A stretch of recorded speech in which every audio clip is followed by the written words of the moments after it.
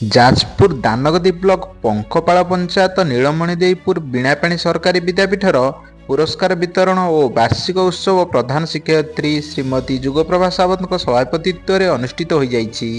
ଉକ୍ତ ଉତ୍ସବରେ ଶ୍ରୀଯୁକ୍ତ ଅକ୍ଷୟ କୁମାର ମଲ୍ଲିକ, ଅତିରିକ୍ତ ଆୟତ ଉଲ୍ଲେଖ ଓ ବନ୍ଦୋବସ୍ତ ଯାଜପୁର ମୁଖ୍ୟ ଅତିଥି ରୂପେ ଯୋଗଦାନ କରି ଛାତ୍ରଛାତ୍ରୀମାନଙ୍କ କ୍ରୀଡ଼ା ତଥା କଳା ସାଂସ୍କୃତିକ କାର୍ଯ୍ୟକ୍ରମକୁ ପ୍ରଶଂସା ଜଣାଇବା ସହ ବିଦ୍ୟାଳୟର ସାମଗ୍ରିକ ବିକାଶରେ ସହାୟକ ଭାବେ କାର୍ଯ୍ୟ କରିବା ପାଇଁ ପ୍ରତିଶ୍ରୁତି ଦେଇଥିଲେ।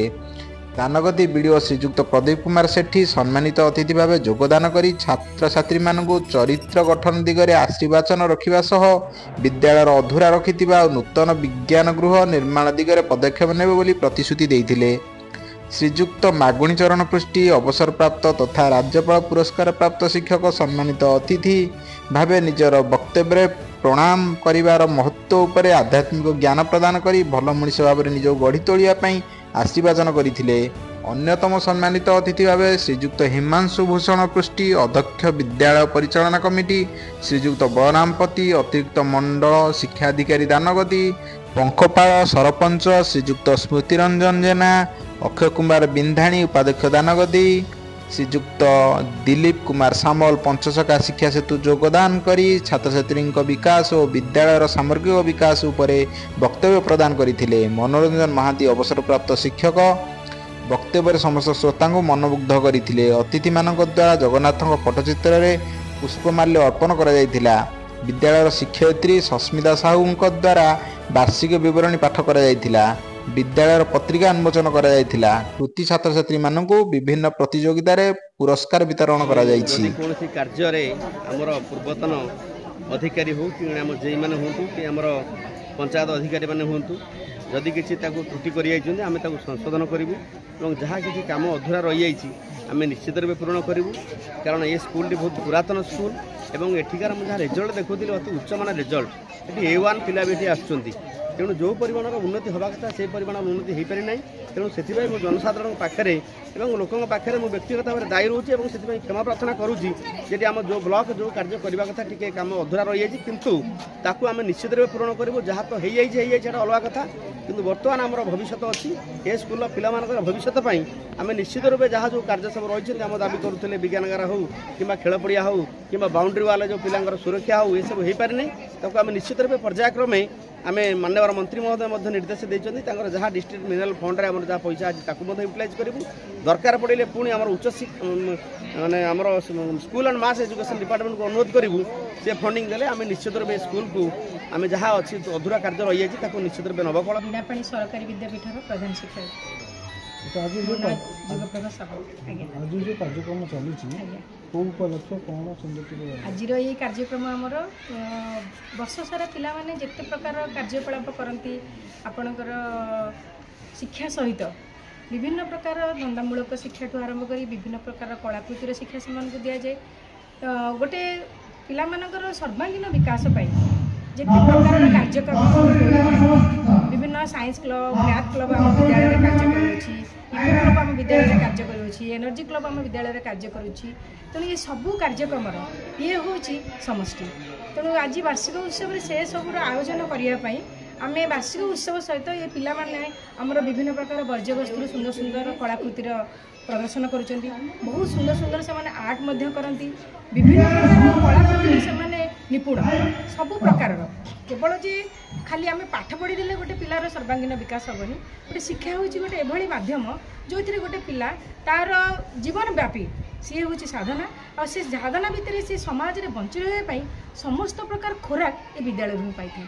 ଆଉ ବିଦ୍ୟାଳୟ ହେଉଛି ପ୍ରଥମ ପ୍ରାଙ୍ଗଣ, ଯେଉଁ ପ୍ରାଙ୍ଗଣରେ ସେ ପ୍ରଥମେ ନାଚି ଶିଖିପାରେ ଜୀବନ ଯୁଦ୍ଧରେ ସେ କେମିତି ନାଚିବ। ତେଣୁ ଏ ପ୍ରାଙ୍ଗଣଟା ଯେତେ ଆମେ ସରସ ସୁନ୍ଦର କରିବା ତାହେଲେ ଗୋଟେ କୁନି କଳିକାଟିଏ ଭବିଷ୍ୟତରେ ଗୋଟେ ସୁନ୍ଦର ଭାରତବର୍ଷର ନାଗରିକ ହେବାର ସୁଯୋଗ ପାଇବ। ତେଣୁ ତା ପାଇଁ ଯାହା ମାଧ୍ୟମ ଦରକାର, ଯାହା ଆମ ପାଖରେ ଆମ ହାତ ପାନ୍ତରେ ଯାହା ସୁବିଧା ସୁଯୋଗ ଅଛି, ଆମେ ସମସ୍ତେ ମୋର ସମସ୍ତ ସହକର୍ମୀ ସମସ୍ତେ ଚେଷ୍ଟା କରନ୍ତି ପିଲାମାନଙ୍କୁ ସେ ବାବଦରେ ଜ୍ଞାନ ଦେଇ ତାଙ୍କୁ ଆହୁରି ଆହୁରି ঊର୍ଦ୍ଧ୍ୱକୁ ନେବା ପାଇଁ। ତେଣୁ ସେହି ପ୍ରଚେଷ୍ଟାର ଇଏ ଗୋଟିଏ ଝଲକ। ଆଉ ସନ୍ଧ୍ୟାବେଳେ ଆମର ବାର୍ଷିକ ଉତ୍ସବ ଆଜି ଅଛି। ଏବେ ବିଭିନ୍ନ ମାନ୍ୟଗଣ୍ୟ ବ୍ୟକ୍ତି ଓଡ଼ିଶାରେ ପ୍ରତିଷ୍ଠିତ ବ୍ୟକ୍ତିମାନଙ୍କୁ ଆମେ ଆଜି ଆମନ୍ତ୍ରିତ କରିଛୁ। ସେମାନେ ସମସ୍ତେ ଆସିକି ଉପସ୍ଥିତ ହେଲେଣି। ତେଣୁ ସମସ୍ତଙ୍କର ଉପସ୍ଥିତିରେ ଇଏ ବର୍ଣ୍ଣାଢ୍ୟ ମହୋତ୍ସବ ଆମର ଉଦ୍ଘାଟିତ ହେବ। Danagadi block assistant block education officer. आज आसबार अभिप्राय मैंने कौन कार्यक्रम को हिसाब से चलती बेणापाणी विद्यापीठ आज तांकर वार्षिक उत्सव पालन कर वार्षिक उत्सव पालन कला बेले सांस्कृतिक कार्यक्रम सह जोड़ी देइछंती आर्ट गैलरी जहाँ प्रत्येक पिलांक भितर जो इनोवेटिव आइडिया अच्छी ताहा आज प्रकल्प माध्यम प्रदर्शित होउछि जहाँ सबू पिलांकु अन्य माने जेते आसबे एठिकी से माने देखिबे एठी शिक्षा अनुष्ठान भितर शिक्षा व्यवस्थाटा केमती परिमार्जित होइके नुआ रूपरे नुआ ढंगरे नुआ व्यवस्था रे आसीछि ताहा विद्यालय प्रधान शिक्षयित्री शिक्षक शिक्षयित्री आउ अन्यान्य कर्मकर्ता माने सुंदर भाव सजेकी काम कर आपण केते प्रकार माने कलार आयोजन कराई कला तो एठी प्रदर्शित होईछि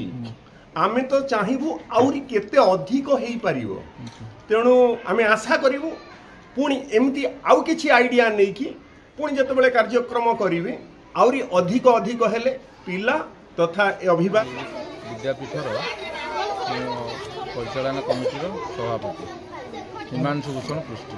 आज ये प्रोग्राम को उद्देश्य कौन से विषय टी आलोचना यहाँ आमर स्कूल पुरस्कार वितरण वार्षिक उत्सव एथिरे आमर गोटे सबू गेस्ट मानक डकाई आमर बड़ बड़ अतिथि डकाई ये आमर जो आटाच अच्छी सहित सांस्कृतिक कार्यक्रम सबू नहीं पिला उत्साह करेगी पिला केमती शिक्षार डेभलपमेंट हम सब जिनस को लेकिन आगू जावाई सब गोटे आनंदर दिन यही जिनसटा को आम स्कूल उत्सव पालित होउछि आज हूँ आम समस्त खुशीर दिन मुझे आम प्रधान शिक्षिका को धन्यवाद देवी कारण तांकर चेष्टा निष्ठा एवं त्याग फल आज आमर यही उत्सव पालित होइछि एवं आम विद्यालय समस्त शिक्षक शिक्षयित्री धन्यवाद। दानगदी मनोज कुमार जेना रिपोर्ट स्वराज्य खबर।